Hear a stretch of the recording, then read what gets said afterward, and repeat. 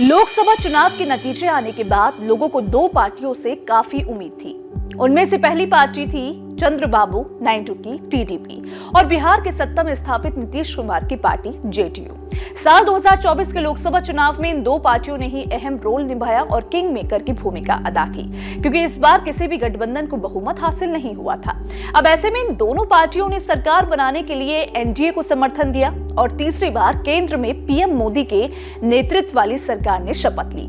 लोगों ने उम्मीद लगाई कि कैबिनेट में इन दोनों पार्टियों को अच्छा विभाग मिलेगा, लेकिन वहां भी ऐसा कुछ खास नहीं मिला।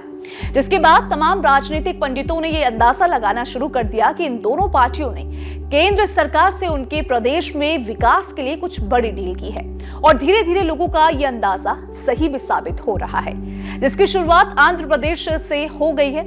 हाल ही में पीएम मोदी से आंध्र प्रदेश के सीएम चंद्रबाबू नायडू मिले।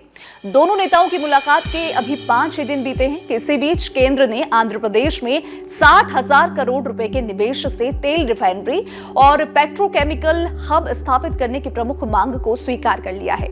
केंद्र की एनडीए सरकार में प्रमुख सहयोगी नायडू ने भारत पेट्रोलियम कॉर्पोरेशन लिमिटेड यानी कि बीपीसीएल के शीर्ष अधिकारियों से मुलाकात कर राज्य में रिफाइनरी स्थापित करने को लेकर चर्चा की थी। अब लोगों की नजरें बिहार के सीएम नीतीश कुमार पर जा टिकी हैं। ऐसा इसलिए क्योंकि केंद्र में टीडीपी के साथ जेडीयू ने भी अहम रोल निभाया, भले ही उसकी लोकसभा की सीटें टीडीपी के बराबर ना हो। रिपोर्ट के मुताबिक रिफाइनरी के लिए 3 स्थानों पर चर्चा की गई। इनमें श्रीकाकुलम, मछलीपट्टनम और रामायपट्टनम शामिल है। लोगों ने बताया कि रिफाइनरी की औपचारिक घोषणा 23 जुलाई को पेश किए जाने वाले बजट में किए जाने की संभावना है। स्थानों के मूल्यांकन किए जाएगा और फिर उन्हें अंतिम रूप दिया जाएगा। खबरों के मुताबिक इस प्रोसेस में कम से कम 2 महीने लगेंगे और बजट में स्थान की घोषणा नहीं की जा सकती। आपको यहां बता दें कि ये आंध्र प्रदेश के मुख्यमंत्री चंद्रबाबू नायडू के लिए एक बड़ी जीत है, क्योंकि उन्होंने पीएम मोदी और पेट्रोलियम मंत्री हरदीप पुरी के साथ अपनी बैठकों के दौरान रिफाइनरी स्थापित करने के लिए जोर दिया था। नायडू के 16 सांसद भाजपा के नेतृत्व वाली एनडीए सरकारों को बहुत जरूरी समर्थन देते हैं। हालांकि नायडू स्पष्ट रूप से कह रहे हैं कि उनके मन में अपने राज्य के हित और वो किसी भी मांग पर नाव को हिलाने के लिए तैयार नहीं है। आपको यहां बता दें कि आंध्र प्रदेश के मुख्यमंत्री चंद्रबाबू नायडू ने अपने सोशल मीडिया प्लेटफॉर्म एक्स पर पोस्ट करते हुए लिखा था, रणनीतिक रूप से देश के पूर्वी तट पर स्थित हमारे राज्य में महत्वपूर्ण पेट्रोकेमिकल क्षमता है। आज मैंने चेयरमैन और एमडी कृष्ण कुमार के नेतृत्व में भारत पेट्रोलियम कॉर्पोरेशन लिमिटेड यानी कि बीपीसीएल के प्रतिनिधियों से मुलाकात की। हमने 60 से 70,000 करोड़ के निवेश के साथ आंध्र प्रदेश में तेल रिफाइनरी और पेट्रोकेमिकल कॉम्प्लेक्स की स्थापना की बात की है। मैंने 90 दिनों में विस्तृत योजना और रिपोर्ट मांगी। इस प्रोजेक्ट के लिए लगभग 5,000 एकड़ जमीन की जरूरत होगी, जिसे सरकार परेशानी मुक्त तरीके से पूरा करना चाहती है। अब जब केंद्र सरकार ने आंध्र प्रदेश के सीएम की मांग को पूरा किया तो अब बिहार के मुख्यमंत्री नीतीश कुमार की बात करें तो सवाल ये उठने लगा है कि बिहार को केंद्र सरकार ने क्या दिया।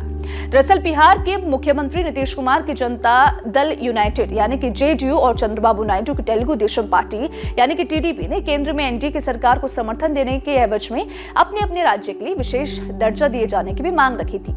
अब ऐसे में मोदी सरकार से मिली 60,000 करोड़ रुपए की मंजूरी आंध्र प्रदेश और विशेष रूप से चंद्रबाबू नायडू के लिए बड़ी जीत साबित हुई है। चंद्रबाबू नायडू की अगुवाई वाली टीडीपी ने साल 2018 में इसीलिए एनडीए सरकार से समर्थन वापस भी ले लिया था कि बंटवारे के बाद आंध्र प्रदेश को विशेष राज्य का दर्जा नहीं दिया गया था। हालांकि उस समय भाजपा की बहुमत की सरकार थी। अब ऐसे में नायडू का जाना मोदी सरकार को उतना नहीं परेशान करा जितनी बड़ी मुसीबत अगर अब गई तो आ सकती है। इस बीच एनडीए के दूसरे घटक दल जेडीयू भी मोदी सरकार को समर्थन देने के बदले कई तरह की मांगों को पूरा करवाना चाहती है। फरवरी महीने में जब बिहार का विधानसभा में बजट पेश हो रहा था, विद्युत मंत्री विजेंद्र यादव ने प्रधानमंत्री नरेंद्र मोदी से लंबे समय से चली आ रही मांग को पूरा करने या कम से कम राज्य को विशेष आर्थिक पैकेज प्रदान करने पर विचार करने का आग्रह किया था। अब ऐसे में देखना होगा कि बिहार की उन मांगों को केंद्र सरकार कब तक पूरा करती है।